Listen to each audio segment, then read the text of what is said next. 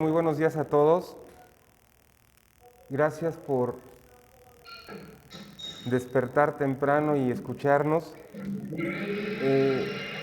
Vamos a hablar de este protocolo que inició en abril del año pasado.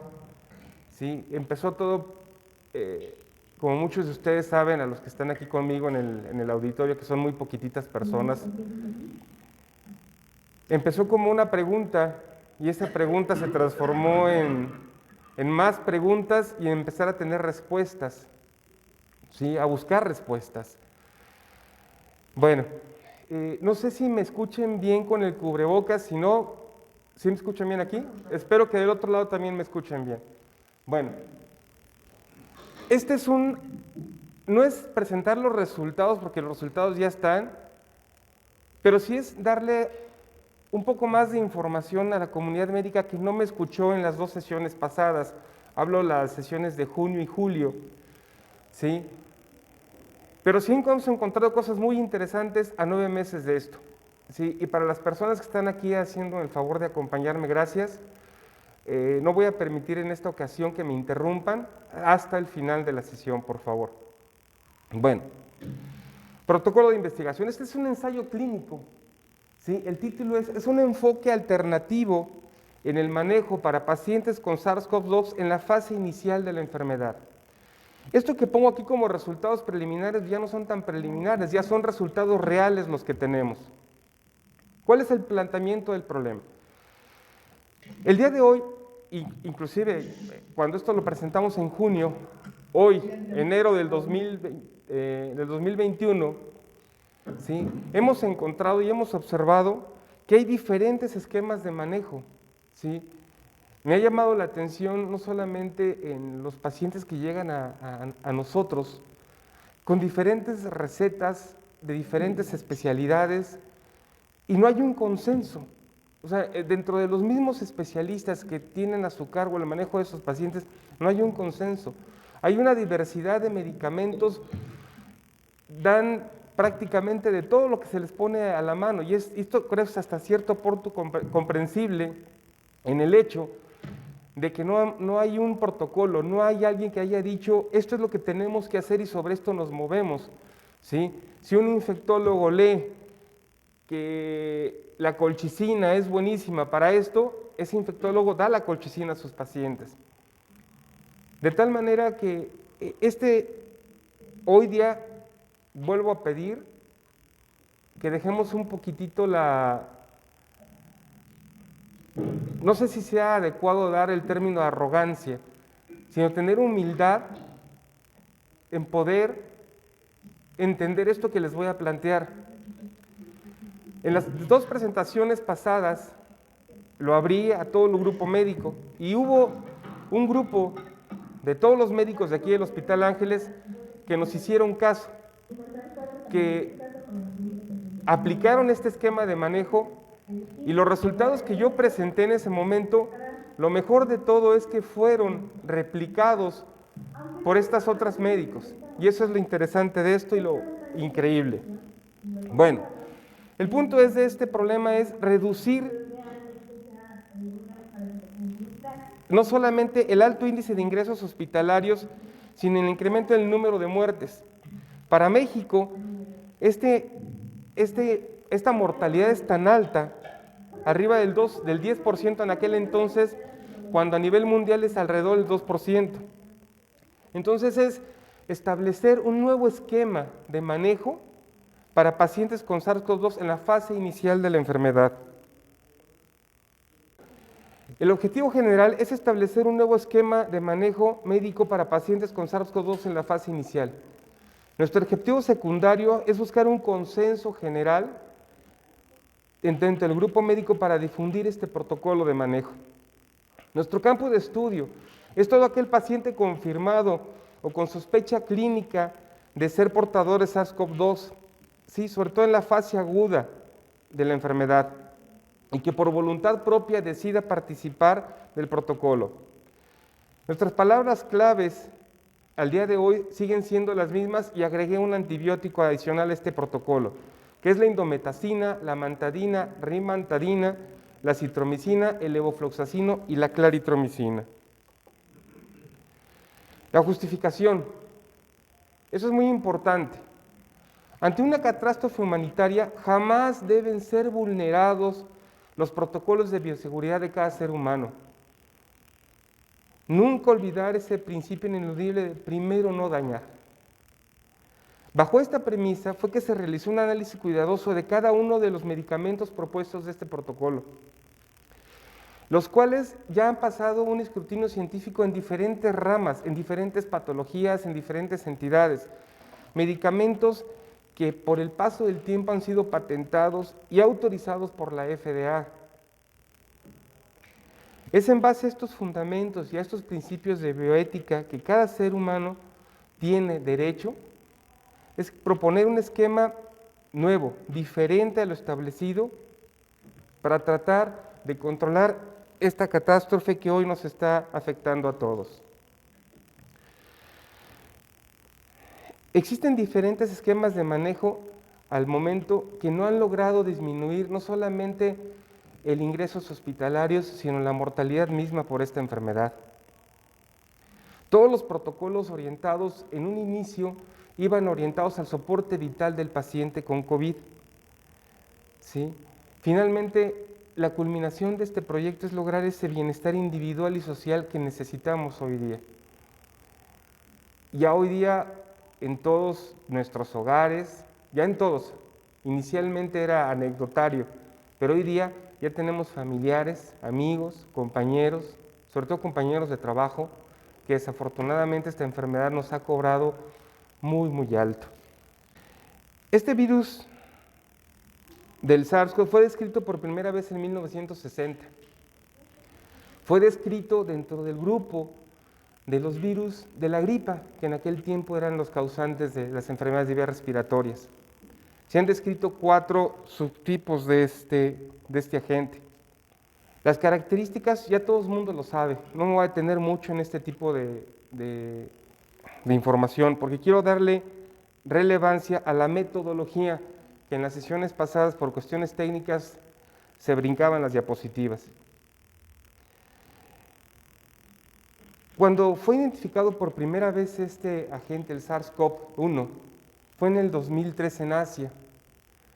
Posteriormente, la OMS emitió una alerta sanitaria en aquel entonces, diciendo que había casos reportados en Norteamérica, en Sudamérica, Europa y Asia. Y en Europa, específicamente en un país que al inicio de esta pandemia se vio muy afectado, que fue Italia. Y es aquí donde nace uno de los primeros eslabones de esta investigación. Para el 2004 se había logrado contener la enfermedad y muchos de nosotros, yo mismo inclusive, ni siquiera me di cuenta que pasó esto en esas épocas.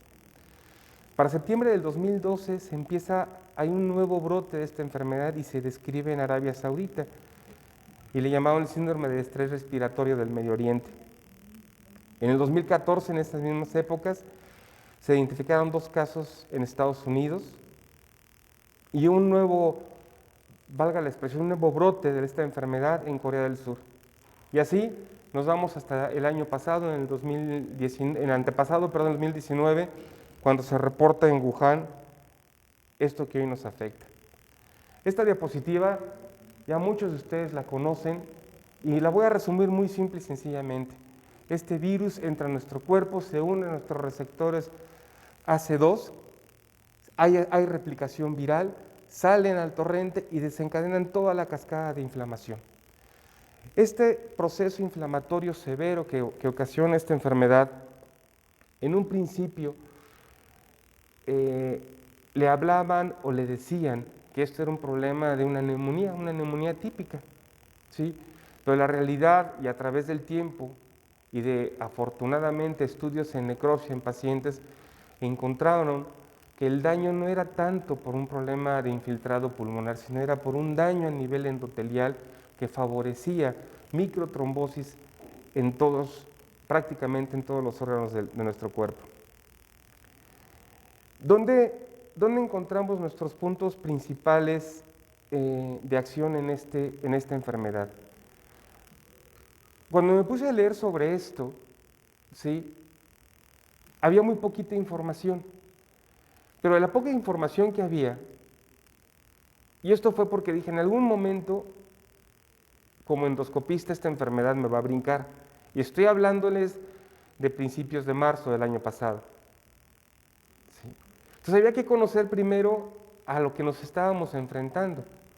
Había que conocer su fisiopatología. Hoy día es la inmunopatogénesis de esta enfermedad. Y a través de conocer a este agente, de entender perfectamente esto que estamos observando aquí, esta replicación viral que va a desencadenar estas dos respuestas en el huésped, ¿sí? A irnos a una hiperinflamación, que es lo que nos provoca toda esta catástrofe que conocemos, o irnos a una respuesta donde nuestro cuerpo se pueda defender de este agente. Las palabras claves de esto son muy importantes: los antibióticos, el antiviral y los mecanismos de acción. Y aquí es cuando empieza todo este proceso de análisis después de haber identificado cuál era nuestro enemigo. Sabíamos nosotros en ese momento que teníamos una respuesta inflamatoria exagerada.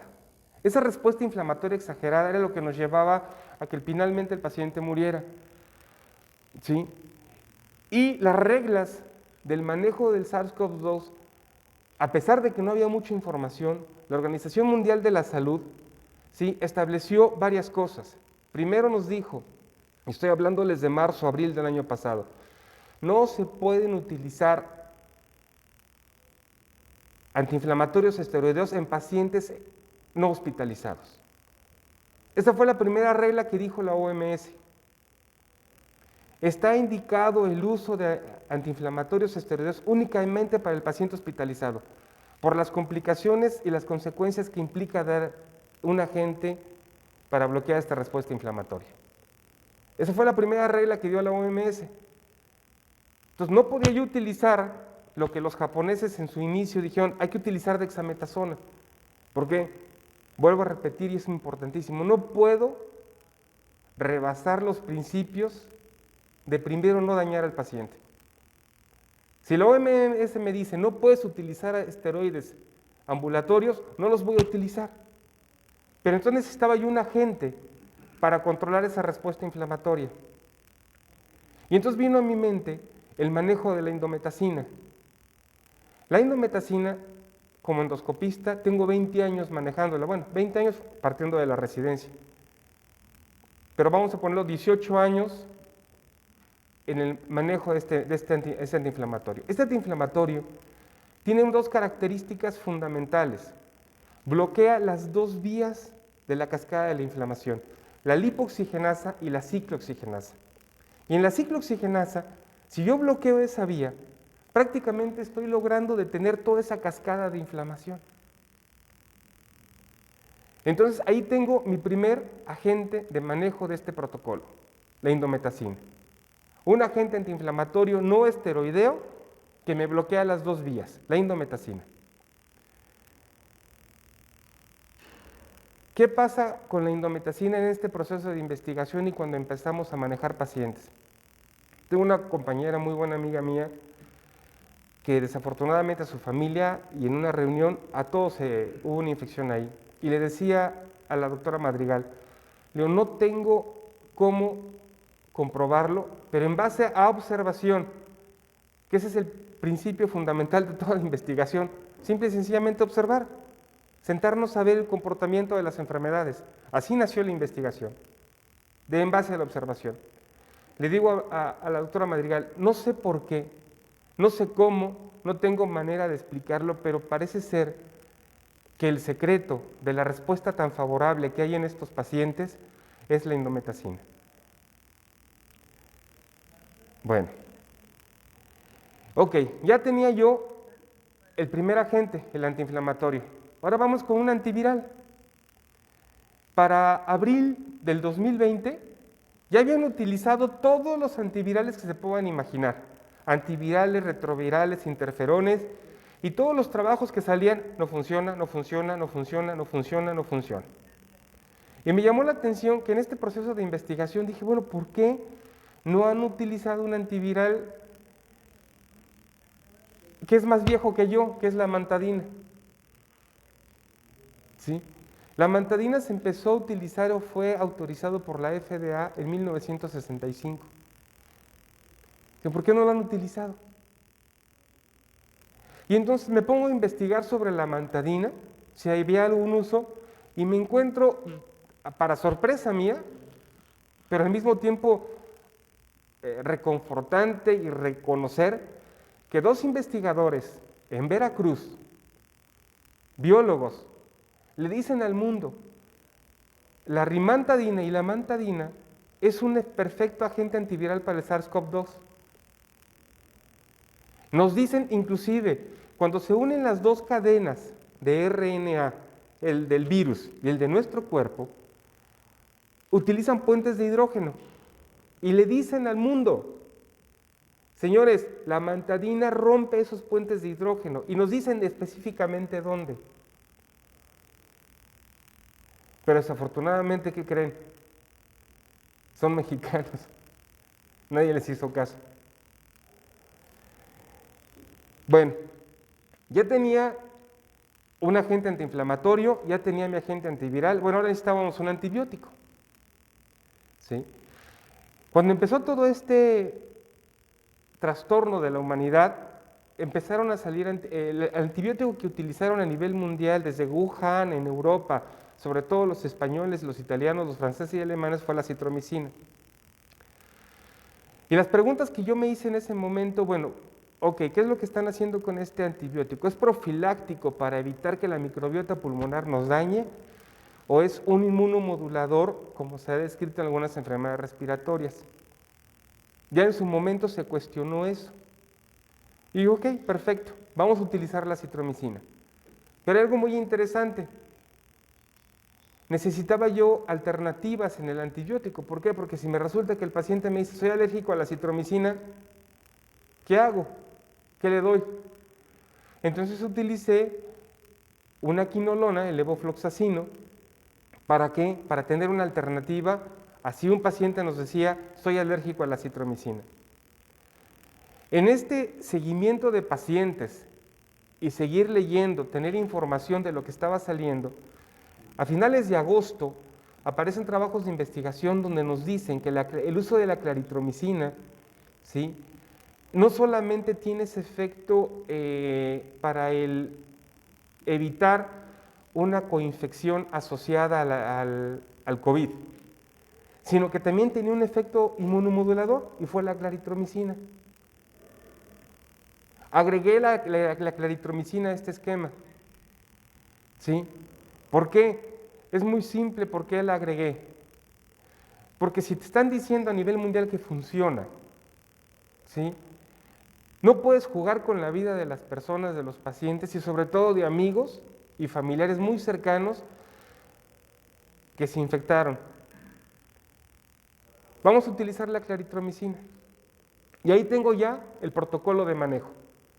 Un antiinflamatorio, un antiviral y un antibiótico. Bueno, la indometacina. Quiero que le pongan mucha atención a la cita bibliográfica que está en el número 8, sí, en el número 8, descrito en el 2006. En Italia, cuando se da el brote en Europa en el 2004 de esta enfermedad, el SARS-CoV-1, en aquel tiempo el SARS-CoV-1, ¿sí?, así como apareció de manera anecdótica en esta ocasión la ivermectina, que investigadores en Nueva Zelanda y en Australia ponen el bicho en una caja de Petri y le ponen cuanto medicamento se les pone enfrente y observan que la ivermectina in vitro no hay replicación viral, no crece el virus. Lanzan esta propuesta al mundo, ¿sí?, y de in vitro nos vamos a in vivo. Les estoy hablando de abril-mayo del año pasado. Ahorita ya hay artículos donde la ivermectina ya pasó por este protocolo de in vitro, in vivo al hombre. Ya se brincaron muy rápido toda esta investigación. Pero bueno, en el 2006 pasó lo mismo con la indometacina, ¿sí? Y vieron que el SARS-CoV-1 no crecía en un modelo in vitro con el uso de la indometacina.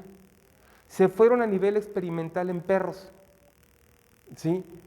Y no solamente se fueron a perros donde demostraron que la indometacina, aparte de tener este componente antiinflamatorio, de bloquear las dos vías, tiene una capacidad antiviral. Sí, señores, la indometacina tiene una capacidad antiviral, ¿sí? Y eso lo describieron en el 2006 en Italia. Bueno, ¿qué es lo que pasa? Los chinos, como fueron los primeros afectados por esta enfermedad, ya no solamente se fueron al in vitro, al in vivo, sino ya se fueron al paciente, al hombre, al ser humano, ¿sí? Y nos dicen, le dicen al mundo estos investigadores chinos, ¿sí? Nos dan hasta la dosis de cuánto debemos dar a los pacientes, la dosis y cuántos días debemos darlo. Y nos dicen que debemos dar 75 miligramos diarios repartidos en 3 tomas durante 5 días. ¿Sí? Seguramente muchos amigos que me están viendo dicen, ¿y por qué no me diste la indometacina en lugar darme la vía oral? ¿Por qué me la diste transrectal? Muy simple, señores, la farmacocinética de los medicamentos se absorbe mucho mejor en mucosas, ¿sí? Y la absorción de la indometacina a nivel transrectal se absorbe prácticamente el 100%. Y algo que es muy importante, volvemos a ese principio de bioseguridad. Primero, no dañar. En 20 años de experiencia con el manejo de antiinflamatorios no esteroideos, he observado una cantidad impresionante de úlceras y gastritis erosivas severas. Entonces no quería eso. Por eso dimos la indometacina transrectal. Bueno, en estas mismas citas, ¿sí? En la cita número 13 y en la número 39, sobre todo en la número 39, la Comunidad Europea para el Control de la Salud hace un análisis de esta información y les dice, está el artículo publicado, señores, tenemos que utilizar la indometacina en los pacientes. ¿Y qué creen? No hay muchos artículos todavía que estén utilizando la indometacina. Se fueron por la ivermectina, ¿sí? Cuando ya en el 2006 había pasado ya la prueba in vitro e in vivo en perros. ¿Qué es lo que hace la indometacina? ¿Sí? Evita la replicación del RNA, ¿sí? A través del bloqueo de las proteínas. Eso es lo que hace la indometacina. Y sin embargo, no le han hecho mucho caso. O sea, prefieren seguir utilizando esteroides, dexametasona, para el control de la cascada inflamatoria. Y la dexametasona, señores, no es un antiviral. Y no lo dice el doctor Robles, ahí están los artículos, ahí está la información. La amantadina.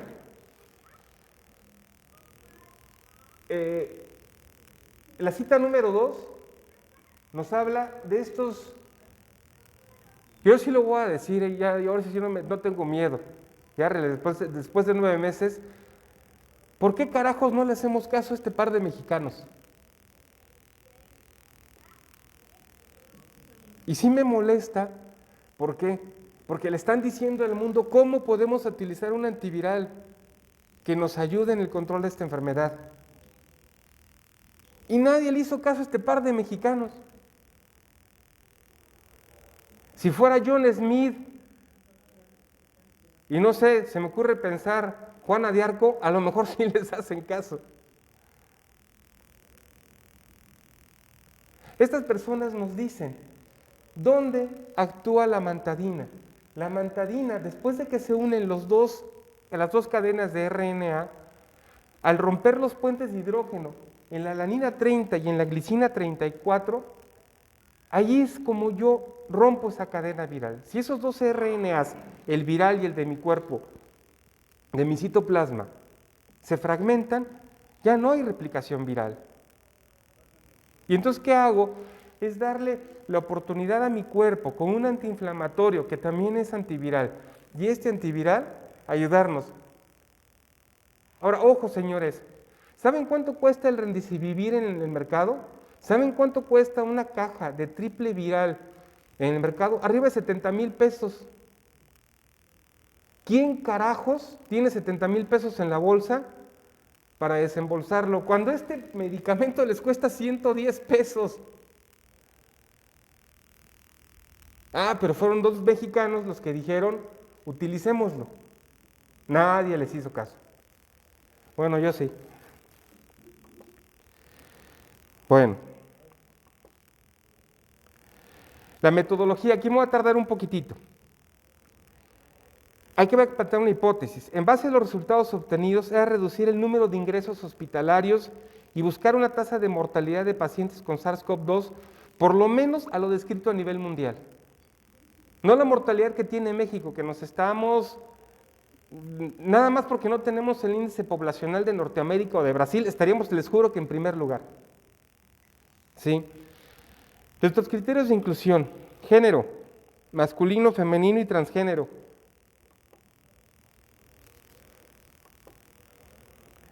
La edad se dividió en grupos: menores de 20, 20 a 39, 40 a 59, 60 a 79 y mayores de 80 años. Las toxicomanías eran positivas o negativas y dividieron en 3: el uso de tabaco, fue un fumador consumo mayor a 6 cigarrillos por día, y el alcoholismo. Y el alcoholismo va en esta clasificación de tipos de alcoholismo desde el alfa hasta aquellos que de plano nos vivimos en el alcohol. Importante los antecedentes personales, las enfermedades crónico-degenerativas en base a lo que estaba descrito en la literatura. O sea, no estoy agregando ningún criterio de inclusión diferente a lo que está descrito en la literatura mundial. ¿Sí? Diabetes mellitus, hipertensión arterial y enfermedad pulmonar obstructiva crónica.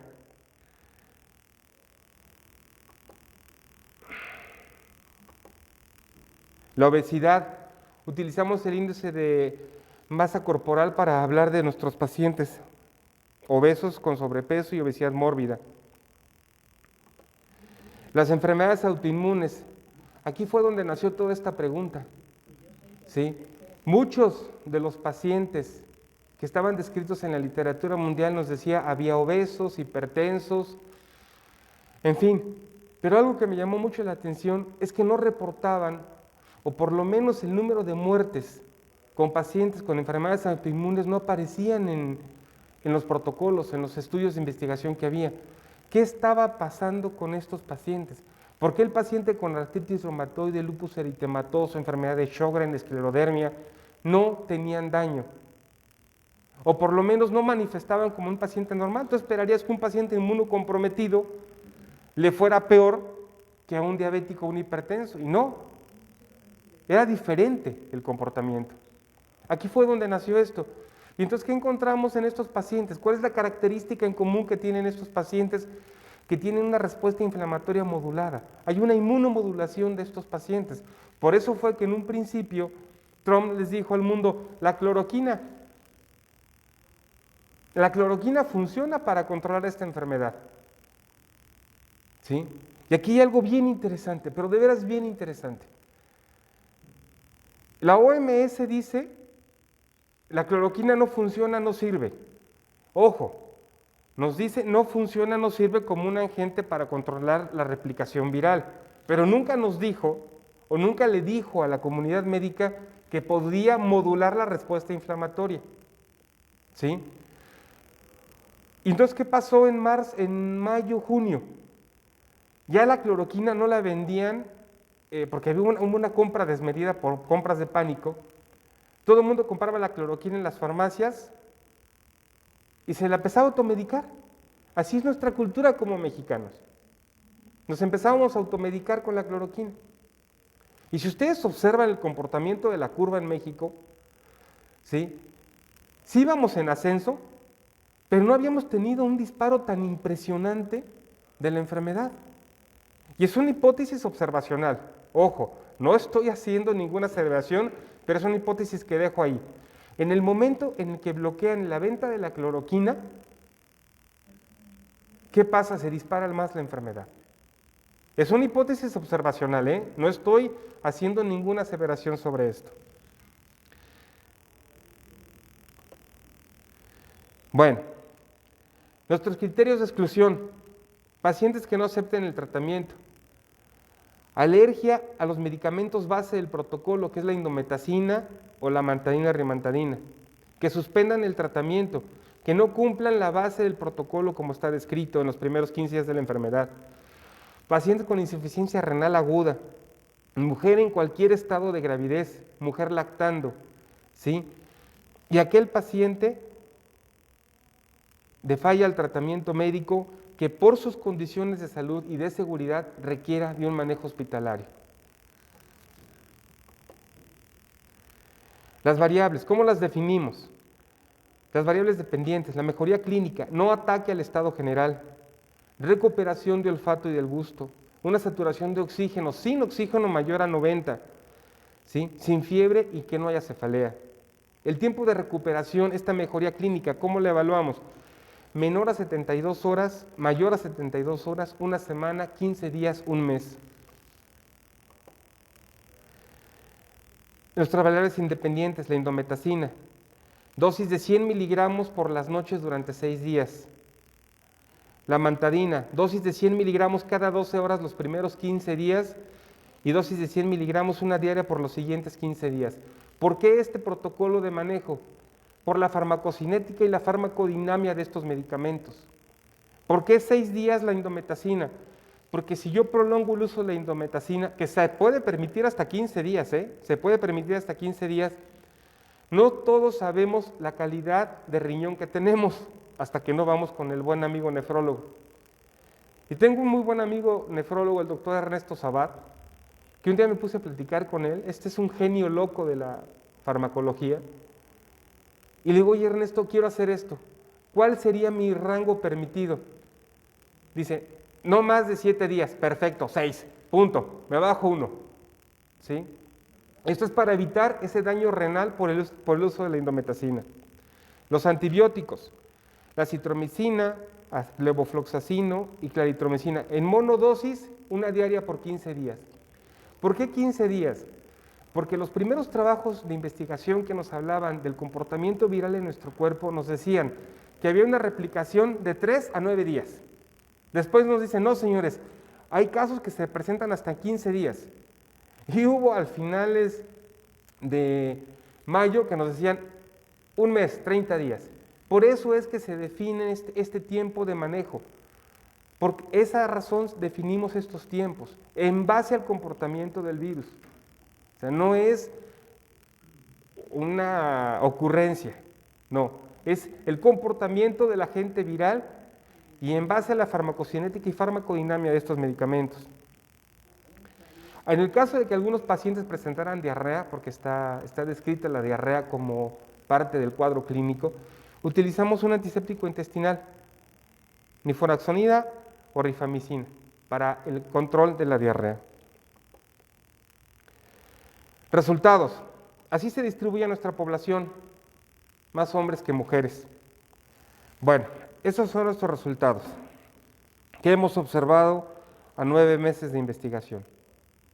El grupo de edad de mayor afección fue el grupo de 40 a 59 años, y si es normal por que tenemos que salir a trabajar para fines prácticos. Las toxicomanías, hubo un mayor comportamiento del paciente que tenía antecedente de alcohol que el tabaco. Cuando esta enfermedad empezó y se nos dice abiertamente que el tabaquismo es una causa, es un factor de riesgo muy alto para complicaciones, mucha gente dejó de fumar y qué bueno.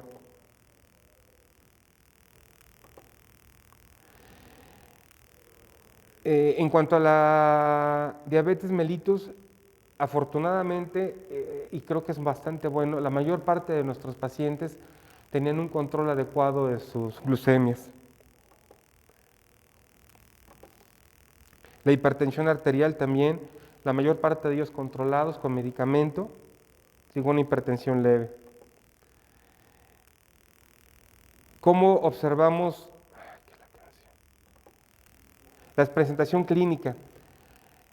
La anosmia, la ageusia, el ataque al estado general, el dolor de cabeza y la fiebre fueron los principales signos y síntomas que se presentaron en estos pacientes, ¿sí? Y es bien curioso en cuanto a la fiebre, ¿sí? No lo observamos como un punto de identificar pacientes con COVID. Y sin embargo, todos en cualquier lugar al que entramos nos toman la temperatura.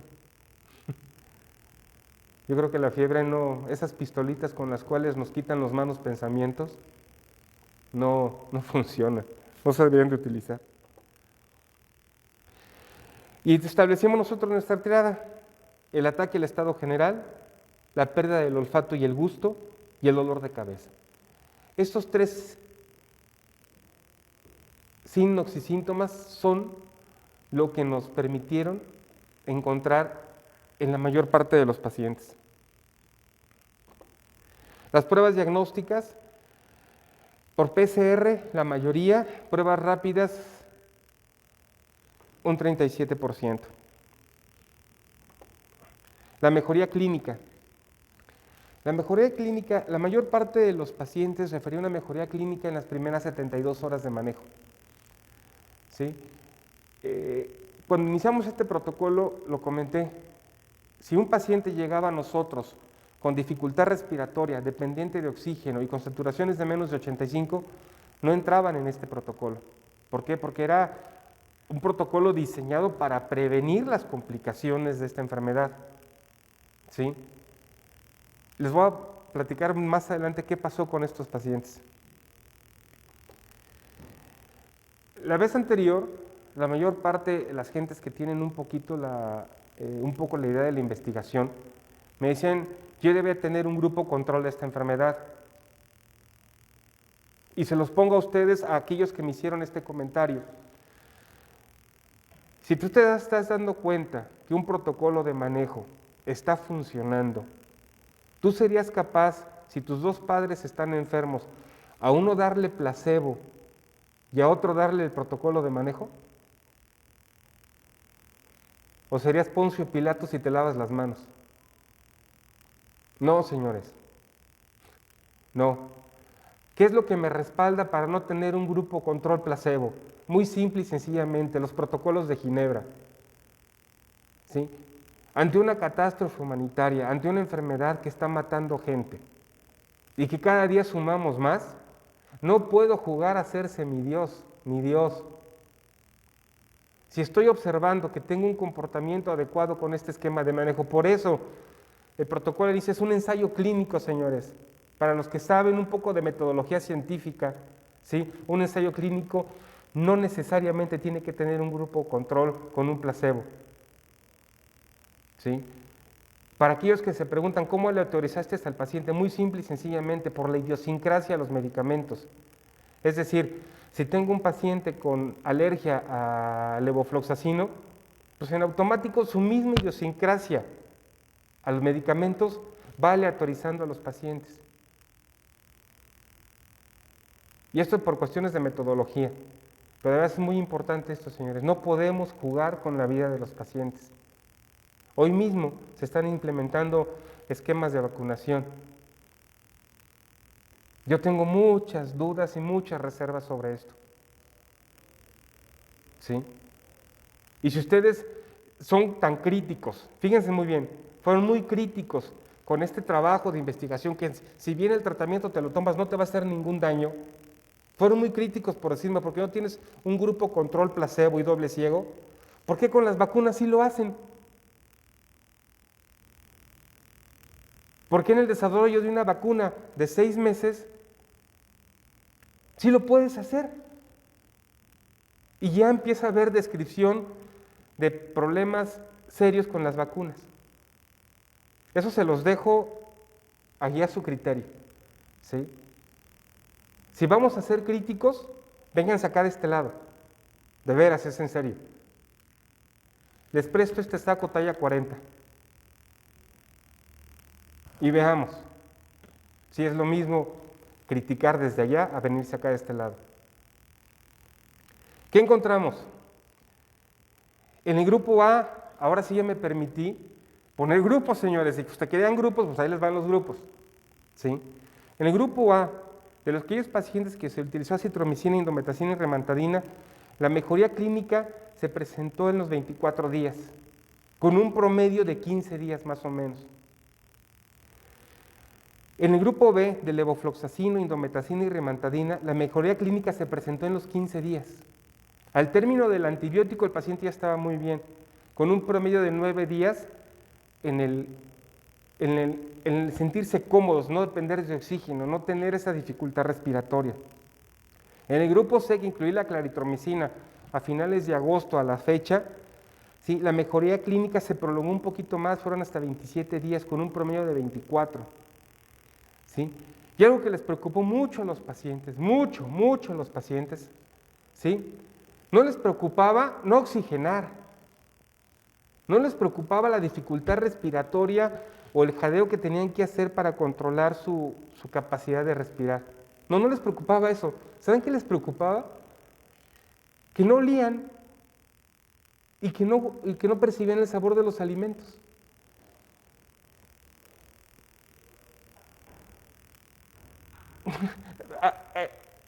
Quiero entender eso. O sea, es una enfermedad que me puede matar y estoy más preocupado porque no huelo. Qué interesante, pero bueno. La recuperación del olfato y del gusto fue mucho mejor en el grupo B, en los pacientes que tomaron levofloxacino, la indometacina y la mantadina.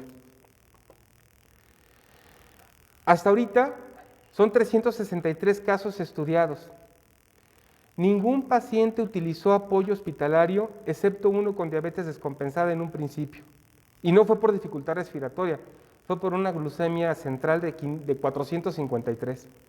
Y de hecho nunca llegó al hospital por miedo.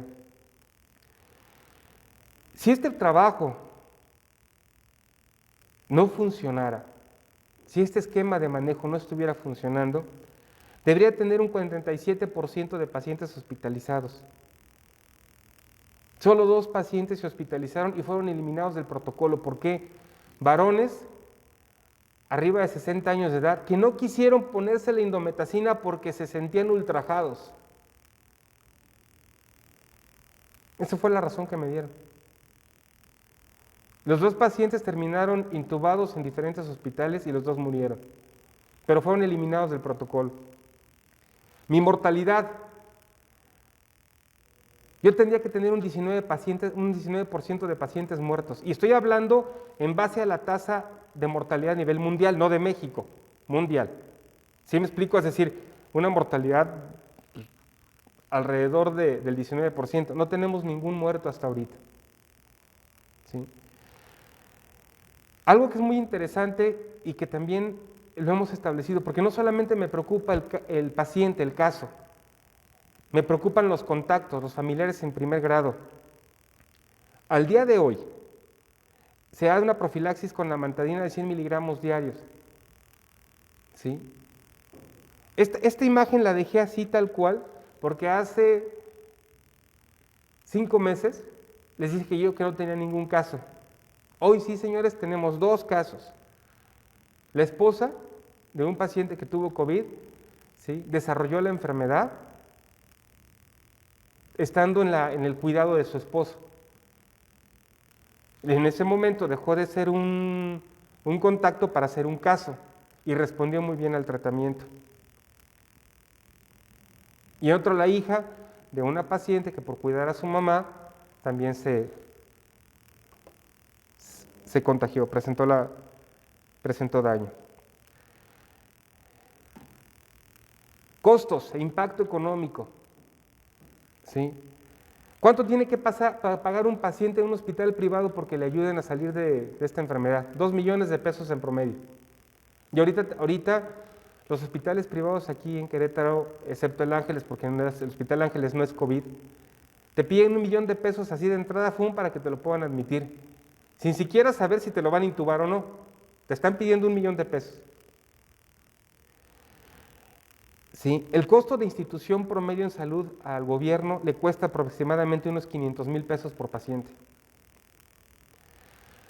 El costo del Remdesivir, que fue el primer antiviral que se describió en el control de esta enfermedad, cuesta 54,000 pesos 4 tabletitas.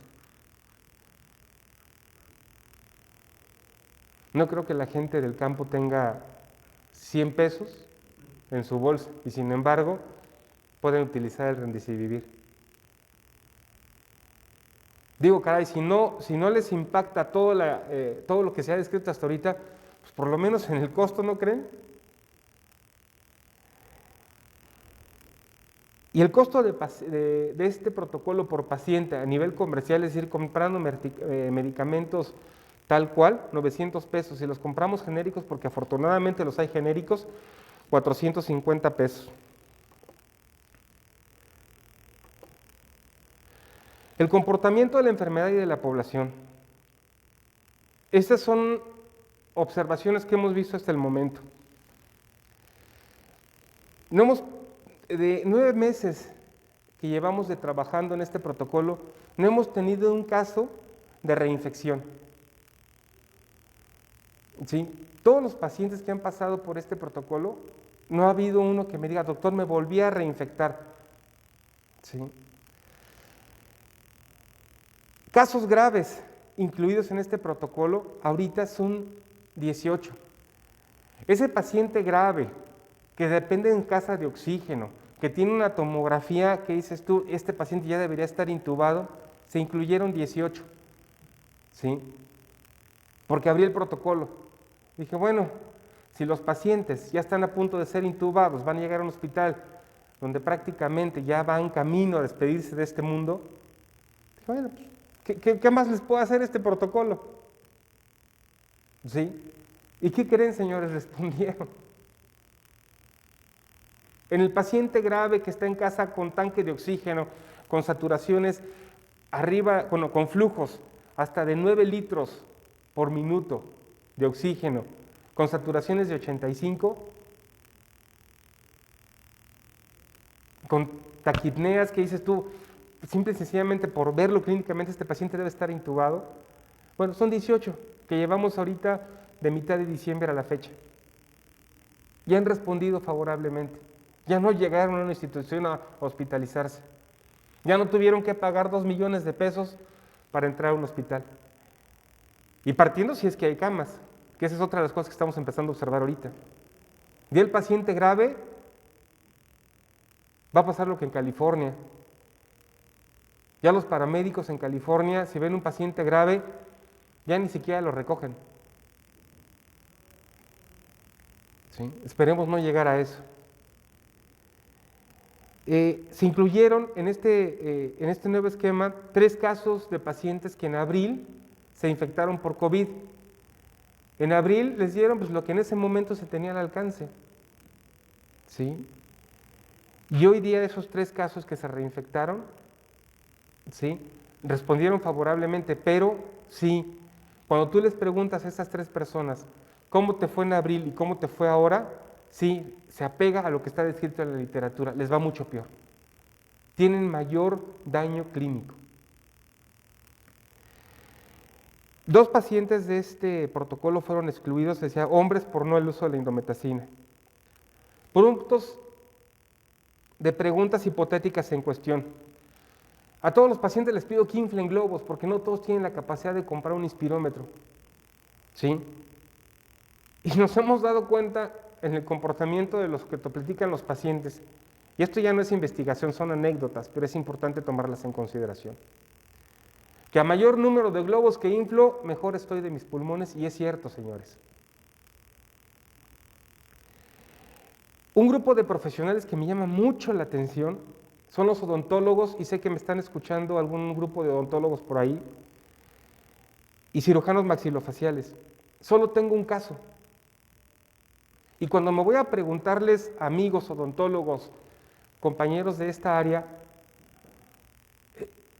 es curioso, pero no me están reportando casos. ¿Sí? No estoy hablando del jefe de terapia intensiva que está intubando pacientes, que se cuida un montón y que se están reinfectando. ¿Por qué los odontólogos y los cirujanos maxilofaciales no entran en este grupo? Hace unos días el doctor Figueroa subió un trabajo del comportamiento sociodemográfico de la población. Yo esperaría que todos los que manejamos cavidad oral tengamos más riesgo.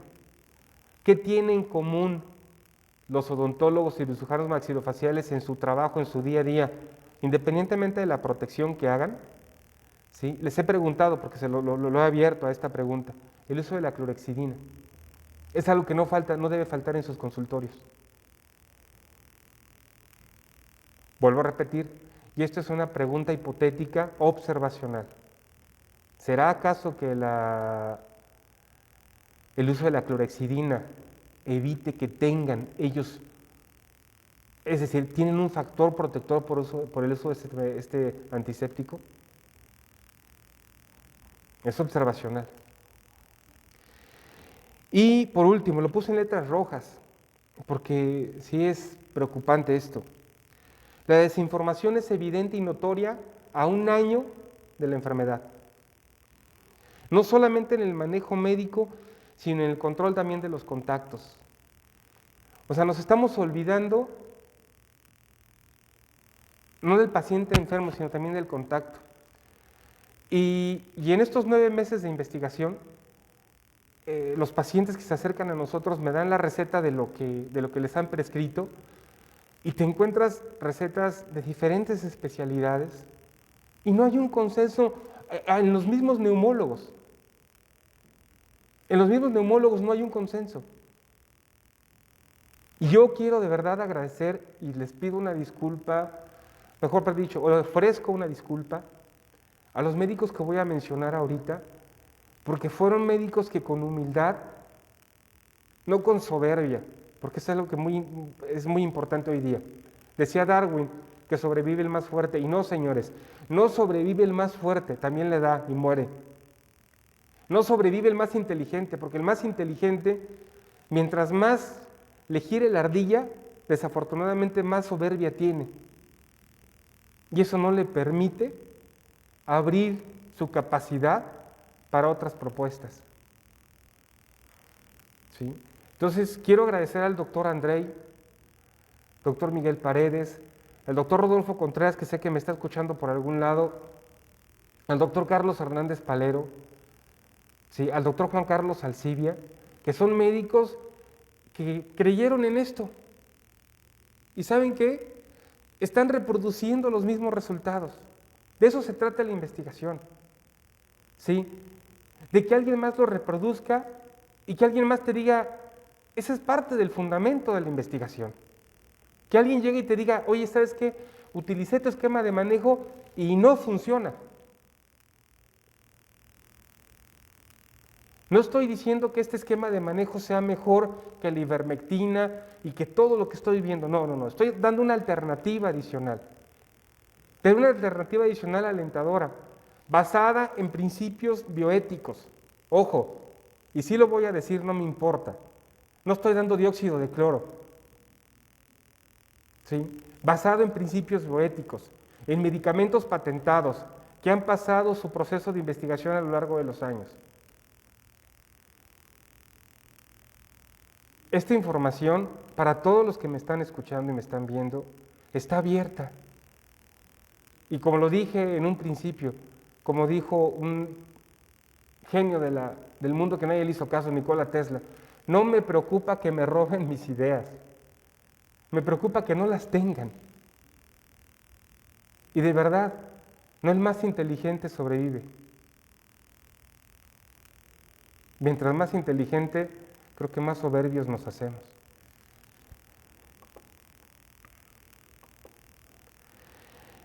Es en base a los principios de integridad, respeto y compasión, los autores no tenemos ningún conflicto de interés directo o indirecto con el uso de los medicamentos descritos.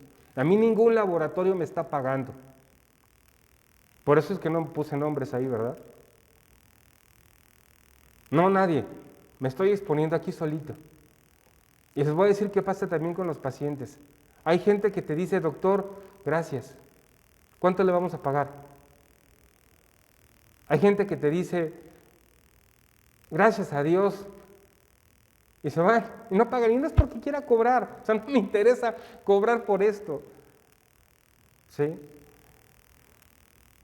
Y es como para decirles a esos pacientes, vayan a la gasolinera, y este es un comentario de un amigo que quiero un chingo, lo aprecio mucho, Pepito. Me dice, vaya a la gasolinera, que le llenen el tanque, y díganle que Dios se lo pague. No estamos buscando lucrar con esto, simple y sencillamente la gratitud de cada persona. Y hemos observado que en la gente más humilde, la gente que no tiene educación, pero que tiene temor por vivir, por morir, perdón, es la más agradecida.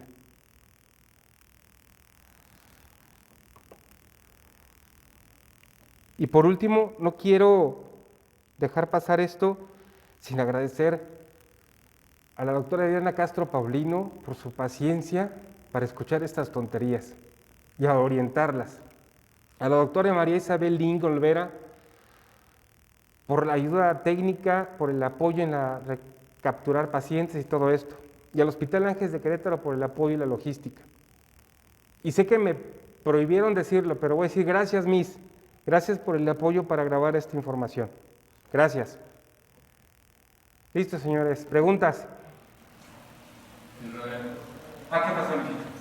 Sí, en efecto, el uso de la clorhexidina, nosotros sí le pedimos a cada paciente antes de entrar, le regalamos una muestra de las tantas que nos dejan los representantes de productos odontológicos para que no tengan que comprar, o sí les decimos que compren sus perioxidina o el Bexident pues para que nos protejan a nosotros. Claro. Nosotros también lo usamos.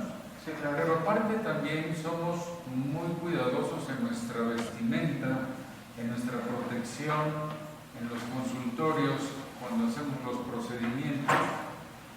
Yo no tanto, aunque sí la pieza de mano que yo utilizo es de baja para hacer las osteotomías aquí diario, para los procedimientos que hago, los que realizo en quirófano, para hacer las osteotomías.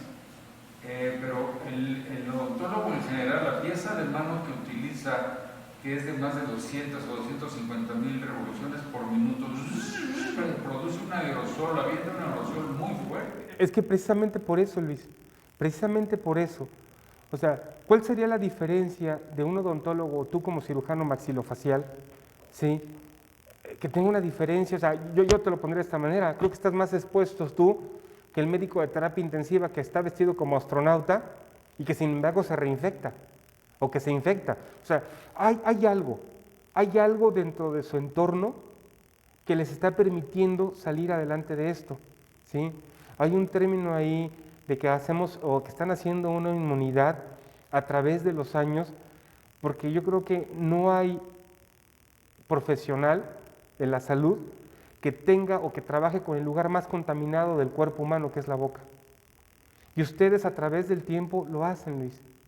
¿Sí? Entonces yo esperaría que ustedes fueran los que, en medida de lo posible, tuvieran mayor daño, es decir, que fueran el grupo profesional con mayor enfermedad, y sin embargo no. O sea, es algo que me llamó la atención, y como lo dije en un principio, es una hipótesis observacional, así nace la investigación. ¿Qué está pasando con el grupo? Ahora, dentro del grupo que yo tengo, nomás tengo un caso, un odontólogo, ¿sí?, que desarrolló la infección, pero de una manera muy leve. O sea, el único que hizo fue dolor de cabeza y perdió el olfato, nada más. Nunca tuvo problemas de saturación de oxígeno, lógico, se apegó al tratamiento y le fue bastante bien, ¿sí? Entonces es algo que valdría la pena, y a los amigos odontólogos que están allá en sus casas, vean ustedes qué está pasando. Algo está sucediendo con ustedes que se están protegiendo. Y entiendo que todos tenemos un protocolo de bioseguridad para protegernos, ¿sí? Pero algo están haciendo ahí, algo está pasando ahí, algo hay en sus entornos de trabajo que los está protegiendo. En principio, te comento, son las caretas, son las mascarillas, es la sanitización de las áreas. Sí. Te lo comento porque la Asociación Odontológica de Querétaro, al cual pertenezco, y hay protocolos muy bien establecidos, obviamente ordenados y seguidos por la Organización Mundial de la Salud, Claro. que se está llevando a cabo en todo el mundo y en esta ciudad. Y bueno, pues trabajamos a 35-30 centímetros de la cavidad bucal. Y en efecto, en nuestros chats de cirujanos y odontólogos hay un porcentaje muy bajo de odontólogos contaminados. Solo hubo un fallecimiento aquí en el Hospital General, Álvaro Rodríguez, fue de los primeros. Se le diagnosticó con neumonía típica. La acta de defunción nunca salió como COVID, pero seguramente. Gracias. Gracias por la plática. No. Adelante, Luis, gracias por estar con nosotros, te agradezco mucho, gracias. Dime, Andrei. Vi una pequeña diferencia del protocolo del julio del año pasado y de ahorita, inclusión de levantallina. En el protocolo anterior siempre mencionabas que levantallinas son por 15 días, una cada 2 horas. Y ahorita lo mostraste que empiezas con igual, una cada 2 horas por 15 días. Y después 15 días. No, sí estaba, Andrei, sí estaba, pero te juro que cuando, o sea, es la misma plática, nada más hice modificaciones muy, muy someras, es la misma plática, inclusive aquí te lo puedo mostrar. También decía que los 15 días, o sea, después de que brinco los 15 días de manejo, dar una diaria por 15 días más. Sí, sí estaba, ¿eh? Sí estaba, pero desafortunadamente brincó en aquella ocasión, por eso pedí una mejor máquina esta vez. Doctor Paredes. Sí, no, pues muchas gracias. Desde un principio lo agradecí, lo acepté y pues corrimos todos esta aventura de tratar a nuestros pacientes de esta manera y cada vez se han ido sumando más. Una cuestión que yo observé cuando los pacientes hicieron la reconversión hacia este protocolo, porque la mayoría pues ya habían atendido, ya habían empezado algún tratamiento, es que todos sabemos desde un principio que los pacientes que más se complican son aquellos que tienen otra comorbilidad, que son diabéticos. Y al diabético llegan y le ponen dexametasona.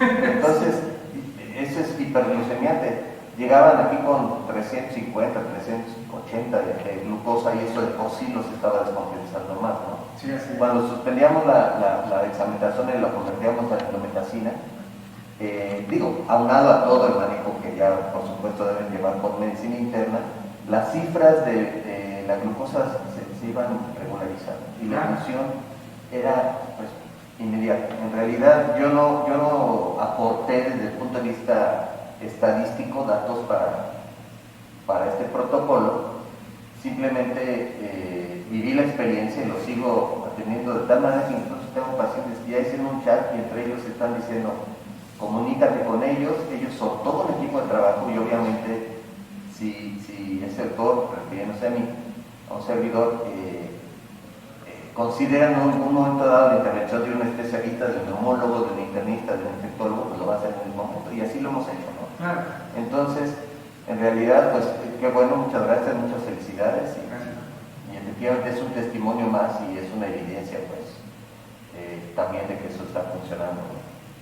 Muchas gracias. Muchas gracias, doctor. Del auditorio de la CAN no hubo nadie, ¿verdad?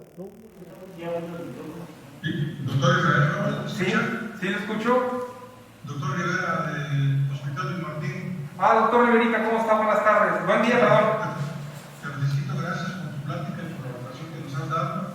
Quería hacerte una sola pregunta. ¿Tú qué opinas de los agregantes plaquetarios como el clorpidogrel, el ácido salicílico o el alquizaban, que muchos pacientes están manejando o están consumiendo de primera instancia, sobre todo en la gente adulta mayor que tiene más riesgos de trombosis? Así es. Mira, buena pregunta, doctor Rivera. Es muy interesante porque dentro de las múltiples recetas que hemos visto que llegan, los pacientes ya llegan con antiagregantes plaquetarios, con antitrombóticos y algo que me llama mucho la atención, los están dando sin hacerles una historia clínica de enfermedad acidopéptica previa. Y estamos empezando a observar sangrados de tubo digestivo alto. Hasta ahorita ninguno se ha presentado de esos pacientes que llegan con nosotros con hematemesis, que es lo que nos pudiera llegar a preocupar. Sí con evacuaciones melénicas, pero con hemodinámicamente estables.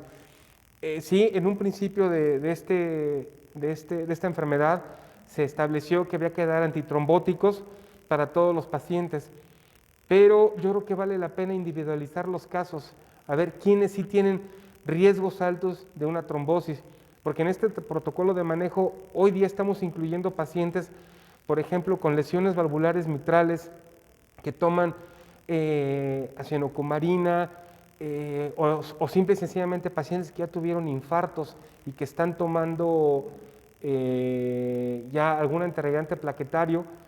No hemos observado hasta ahorita que tengan algún daño, pero sí, hablo de un daño severo, de descompensaciones hemodinámicas severas por el uso de estos medicamentos, sí, de melena. ¿Por qué? Porque no están haciendo una historia clínica adecuada de cada uno de los pacientes que ingresan. Otro escenario, que no tuviera ningún antecedente, ningún riesgo de sangrado tubo digestivo o sangrado a otro nivel, ¿tú lo recomendarías? No, porque precisamente por eso lo comentamos al principio de esto. Si yo detengo la cascada de la inflamación con el uso de la indometacina, voy a evitar desencadenar que ese daño endotelial me provoque la cascada de la coagulación. Entonces no tendría por qué darlo, ¿sí? O sea, creo que hay más riesgo dando este tipo de medicamentos al paciente en fase inicial, ¿sí?, que beneficios. Gracias. De nada, a usted, mi doctor. Doctor, buen día. ¿Puedo preguntarle algo? Sí, ¿quién habla, perdón? Soy la doctora Tere Hernández. ¿Qué tal? Quisiera preguntarle, usted mencionó el uso de la amantadina en las personas que cuidan a los enfermos. Sí, así es. Mencionó 100 miligramos diarios. Así ¿Por es. cuánto tiempo lo deben de tomar? Por un mes, que es el tiempo que puede durar la replicación viral. Ok. ¿En cualquier momento de contacto? O sea, ya lleva... Sí, o sea, es decir, si mi papá lo diagnostican hoy con COVID y ya tengo PCR que me dice tengo COVID, en ese momento yo también lo inicio. Ok. Muchas gracias, doctor. De nada, doctora, gracias a usted por su pregunta.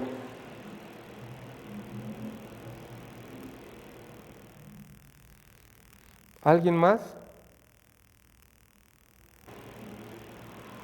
Hola doctor, buenos días. Hola la doctora Mónica Ortiz, ¿cómo está? Felicidades. Hola Moni, gracias. Muchas gracias doctor. Sí, efectivamente al principio se escuchaba un poco mal la plática, entonces no nos pudimos concentrar muy bien respecto a todo la parte inicial. Entonces, lo que no me quedó muy claro es, este protocolo lo está usted implementando, que lo tomemos previo, por supuesto, como preventivo e incluso también como tratamiento. No, es como tratamiento. O sea, en el momento en el que tengo el diagnóstico del paciente con COVID, en ese momento se inicia el tratamiento. El preventivo es única y exclusivamente para los contactos, para los familiares en primer grado que están conviviendo, valga la expresión, con el paciente con COVID. ¿Sí? Nada más. La profilaxia abierta tal cual, no está indicado para esto. ¿Sí? Digamos que la profilaxia preventiva sería lo que estamos haciendo, la vitamina D, vitamina C, etc. Es exactamente, sí, ahí sí está descrito el uso de la vitamina D3, sobre todo la vitamina D3 a manera de profilaxia, pero a la población abierta en general, ¿sí? Ahí sí. Perfecto. Ay, pues muchísimas gracias, de verdad, y muchas gracias por todo esta investigación que nos ayuda, y ahorita especialmente, como usted comentó, también a los odontólogos para poder también empezar a hacer un estudio. Nos está estimulando para empezar a hacerlo ahorita con el posgrado de odontopediatría. Muchísimas gracias, doctor. Felicidades nuevamente. Gracias, doctora, qué amable. Doctor, nuevamente yo, la doctora Tere Hernández. Sí. Una pregunta. ¿La amalantina se puede dar también en los niños? Por ejemplo, en una familia donde el papá se contagió. Sí, afortunadamente la amantadina o la rimantadina la hay en suspensión y se les puede dar a los niños en una sola toma al día. Sí, hasta ahorita de la población infantil de contactos en primer grado, he visto pacientes, bueno, no los he visto directamente, pero a través de la información que nos aportan las familias con esta patología, hay niños menores hasta lactantes, o sea, niños pequeñititos, ¿sí? La amantadina o la rimantadina en suspensión se da solamente para los niños arriba de 3 años. Y en una sola dosis al día. ¿Se escucha? ¿Sí? En una sola dosis. En una sola dosis, sí. Doctor, buenos días, ¿me escucha? ¿Sí? ¿Quién habla, perdón? Gracias, soy la doctora Deyanira Becerra de León, Guanajuato. Felicidades por su conferencia, muchas gracias. Gracias, doctora, qué amable. Tengo una duda y me gustaría saber sobre las células sanguíneas. Esta es una pregunta personal en cuanto a que mi familia ha estado enferma, la mayoría de los adultos mayores, y hay un valor en la sangre que se llama dímero. Ajá. Y me dicen que sale disparado arriba de 1000 cantidades. Yo quisiera saber su opinión sobre esos valores y cómo es que esto llega a causar una anemia en el paciente. El protocolo que usted utilizó es muy semejante al que le dieron acá a mi papá y a mis tíos. Entonces me quedó esa duda porque no he contemplado, bueno, no escuché, también me pasó con la doctora Mónica que una buena parte me la perdí porque había muchas interferencias. No sé si habló algo de las células sanguíneas y es por eso que está aquí mi duda. Gracias, doctor. Saludos a todos. La toma de dímero es como un marcador inflamatorio, ¿sí?, de la respuesta que genera el COVID. El dímero D, la transferrina, son sustancias que entran dentro del protocolo del paciente para hablar del grado de respuesta inflamatoria que tiene el paciente, ¿sí? Y va más orientado hacia la trombosis más que hacia el sangrado. Y los sangrados que hemos observado son precisamente por el uso de anticoagulantes o antitrombóticos que se dan de manera inicial en los pacientes. Quizás la anemia sea más por este lado, más que porque el dímero D o la transferrina están elevadas. Esas son determinantes sanguíneas que nos hablan de inflamación y de riesgos altos de trombosis. Gracias. De nada. Buenos días, doctor. Buenos días. Soy la doctora Pilar Ríos de San Luis Potosí. ¿Qué tal, doctora? Gracias. Quisiera preguntar, por ahí se ha sugerido mucho que las personas que se vacunan ahorita, que se aplican la vacuna contra COVID, pueden resultar potencialmente contagiosas. Y resulta ser que le están poniendo la vacuna solamente al personal que trabaja en la primera línea. Mi pregunta es, ¿los familiares de esas personas pueden recibir los profilácticos? O sea, si hablamos de profilácticos como es la vitamina D3, sí. Si hablamos de la amantadina o la rimantadina, no. El diseño de esta investigación está la profilaxis está únicamente diseñada para el contacto directo.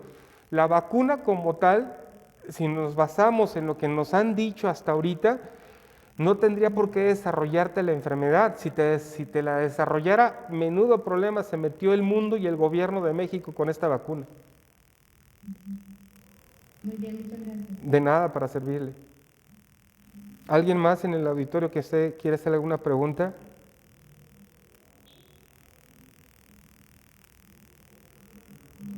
Bueno, creo que no más. Quiero agradecerles a todos por su tiempo, por su paciencia, para dejar un poquito sus tiempos y darle oportunidad a escuchar esto. Gracias a todos, que tengan un muy buen fin de semana y no hay que dejar de protegernos, de verdad, no dejemos de protegernos, hay que seguirnos cuidando. Esto va para largo, no va a acabar, ¿sí? El comportamiento que estamos observando en esta enfermedad, los comportamientos de una enfermedad, de una pandemia, por principios de bioestadística, créanmelo, México no va en el ascenso de su curva, estamos subiendo apenas, hay que tener mucho cuidado. Saludos a todos y estoy a sus órdenes. Gracias. Felicidades, Isra. Gracias. Gracias, doctor. Gracias a todos ustedes. Gracias. Chao, bye. Excelente plática. Gracias.